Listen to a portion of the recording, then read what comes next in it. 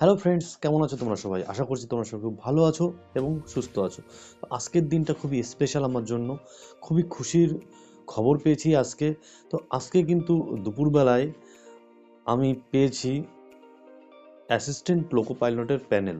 ওকে, তো এইটার জন্য আমার খুব খুশি আজকে আমি খুব খুশি।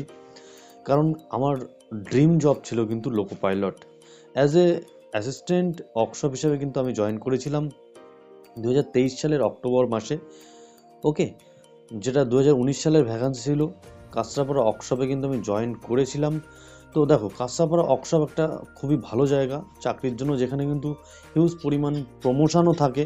গ্রুপ ডি থেকে অ্যাসিস্ট্যান্ট ওয়ার্কশপ, মানে গ্রুপ ডি থেকে 2 বছরের মধ্যে টেক 3, টেক 2, টেক 1, মানে প্রত্যেকটা 2 ইয়ারে কিন্তু প্রমোশন কিন্তু কাঁচরাপাড়ায় পাওয়া যায়। যেখান থেকে যাদের টেকনিক্যাল কোয়ালিফিকেশান আছে, আইটিআই, ডিপ্লোমা, আমার কিন্তু ডিপ্লোমা ছিল মেকানিক্যালে।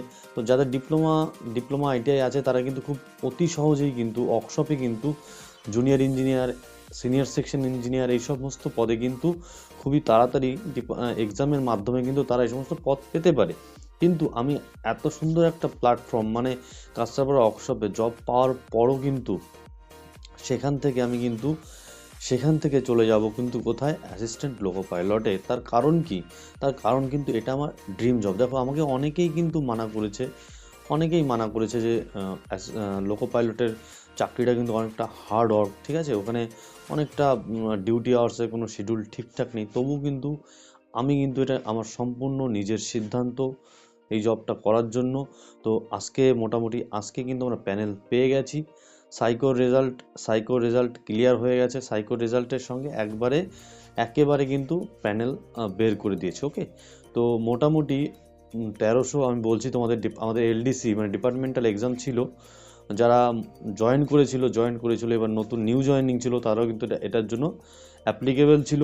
টেক 3 ছিল, টেক 3রাও কিন্তু এক্সামটা দিতে পেরেছিল যাদের টেকনিক্যাল কোয়ালিফিকেশন ছিল। ওকে, এবং যারা গ্রুপ ডি হিসেবে জয়েন করেছিল তারাও দিতে পেরেছিল যাদের টেকনিক্যাল কোয়ালিফিকেশন ছিল। ওকে, তো আমার ডিপ্লোমা ছিল বললাম তোমাদের মেকানিক্যালে, এই কারণে আমরা এক্সামে বসতে পেরেছিলাম। তো আমাদের যে মানে ইস্টার্ন রেলওয়ে জোন থেকে মোটামুটি 1200 ভ্যাকান্সি ছিল। 1300 লোক এক্সাম দিয়েছিল। ফার্স্ট একটা সিবিটি হয়েছিল, যেটা ডিপার্টমেন্টাল সিবিটি হয়, 110 মার্কের সিবিটি হয়েছিল। সেখান থেকে পাশ করেছিল মোটামুটি 850, মানে 900-র কাছাকাছি লোক। তারপর সেই 900 লোকের কিন্তু সাইকো, রীতিমতো যেরকম সাইকো কিন্তু ওপেন লাইনে হয় সেরকমই কিন্তু সাইকো হয়েছিল। ওকে, তো সাইকো থেকে পাশ করেছে 569 জন, দেখলাম 569 জন পাশ করেছে সাইকো থেকে।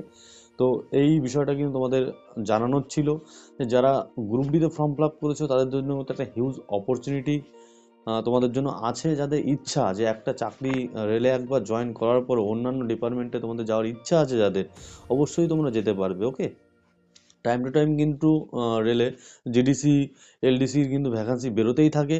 তো সকলে ভালো করে মন দিয়ে পড়াশোনা করো। গ্রুপ ডিতে জয়েন যদি যারা করবে, কোনো টেনশনের কারণ নেই, তোমরা কিন্তু গ্রুপ ডি থেকেও প্রমোশন পাবে। আমি কিন্তু অ্যাজ এ গ্রুপ ডি হিসেবেই জয়েন করেছিলাম। সেখান থেকে কিন্তু অ্যাসিস্ট্যান্ট লোকো পাইলট হিসাবে কিন্তু আমরা এক্সাম দিয়ে কিন্তু কোয়ালিফাই করে গেছি। ওকে, তো ফার্স্ট ব্যাচের ট্রেনিং 24 তারিখ থেকে শুরু হবে। দেখা যাক ট্রেনিংয়ে কবে ডাকে, ফার্স্ট ব্যাচ কি সেকেন্ড ব্যাচে আমাদের ডাকে। তো সেটার জন্য আমরা ওয়েট করব। তো অবশ্যই তোমরা হার্ড ওয়ার্ক করো। এলপি অ্যাসিস্ট্যান্ট লোকো পাইলটের এক্সামের ডেটও কিন্তু দিয়ে দিয়েছে। তোমাদের সামনেই কিন্তু 19 তারিখ থেকে কিন্তু সেকেন্ড সিবিটি স্টার্ট হচ্ছে। সবাই মন দিয়ে পড়াশোনা করো, হার্ড ওয়ার্ক করো। তোমরাও কিন্তু যাদের ড্রিম আছে লোকো পাইলট হিসেবে তোমরা কিন্তু জয়েন করতে পারবে। তো ভালো থেকো তোমরা সবাই। দেখা হচ্ছে তোমাদের সঙ্গে নেক্সট ভিডিওতে।